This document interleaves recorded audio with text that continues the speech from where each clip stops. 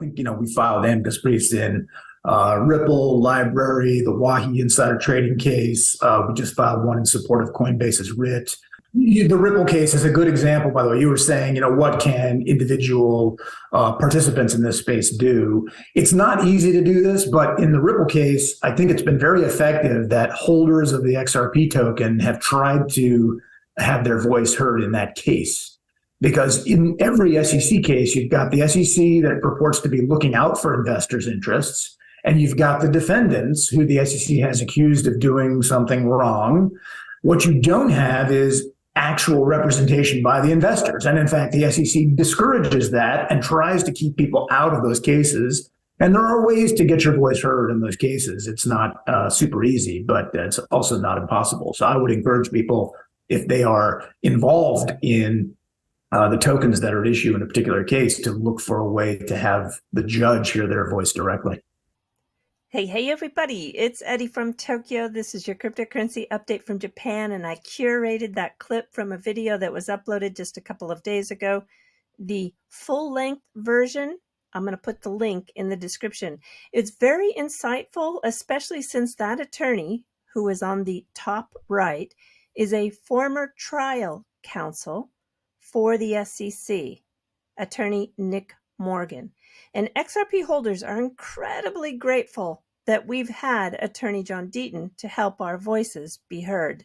You're looking at the top 100 by market cap at the time that this recording is taking place. And you can see Justin Sun's token Tron, TRX, is now fully accessible on Ethereum. It's able to do that by leveraging the BitTorrent bridge. It's boosted the liquidity like never before, giving the TRX holders a wide selection of DeFi. You can see it really stands out with a 10% gain over the last 24 hours. Don't let anybody tell you that Ethereum isn't an important asset. I hear a lot of that in the XRP community, and that is just nonsense. Accessing the Ethereum virtual machine, or EVM, is so key to how this space is going to shape up. As Ripple cites in their 2023 value report, more than 3/4 of the financial institutions are wanting to add DeFi to their services. Take those silly emotions that I don't like Joe Lubin out of your mind if you want to make money in this space. All right, listen to just a couple of more clips. This is about the importance of social media, and you'll really want to hear how the SEC will most likely treat a loss. I was surprised. Have a listen.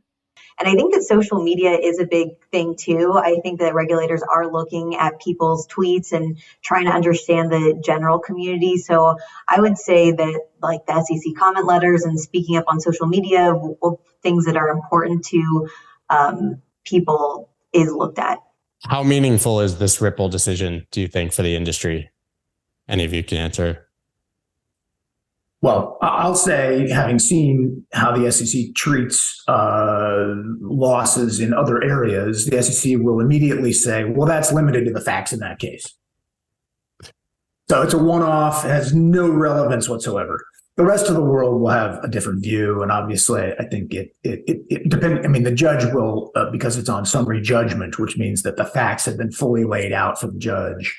The judge will likely, the order will be detailed both factually and legally.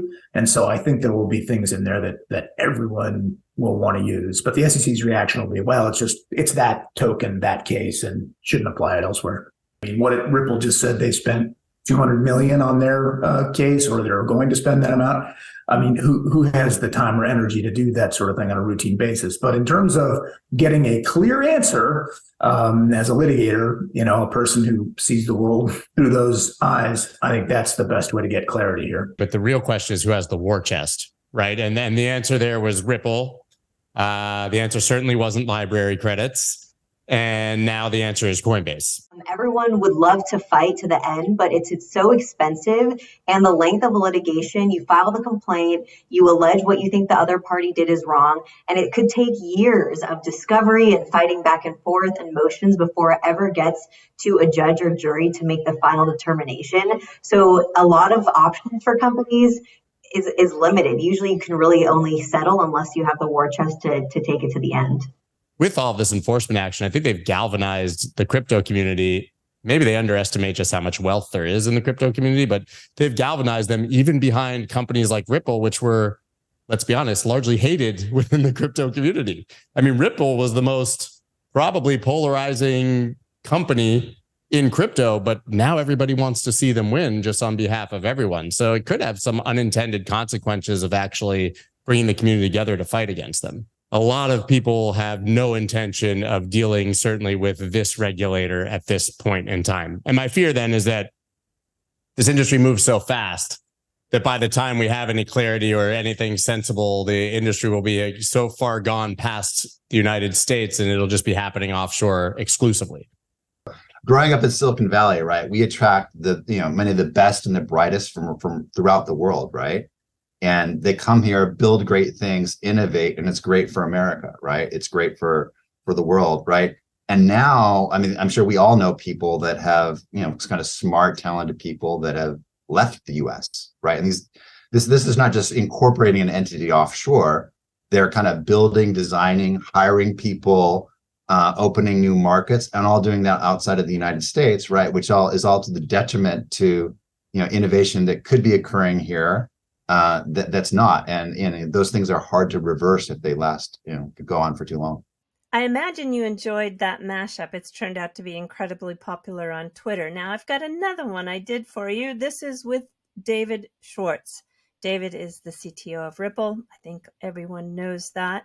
And it's a video that was also uploaded just a couple of days ago. It has just this incredible timing because Weitza Nguyen just announced that he has not been happy with the lack of review for his hooks amendment on the proposal to add smart contracts to the XRP Ledger. And so he's launching his own chain. This will be a fork of the XRP Ledger. And when it happens, if the builders, the CTOs, and the project leads move over to that new chain, yes, it could be the dominant chain. We'll learn the new smart contract enabled chain name shortly, but it's going to be an incredible study to follow. Okay, here you go.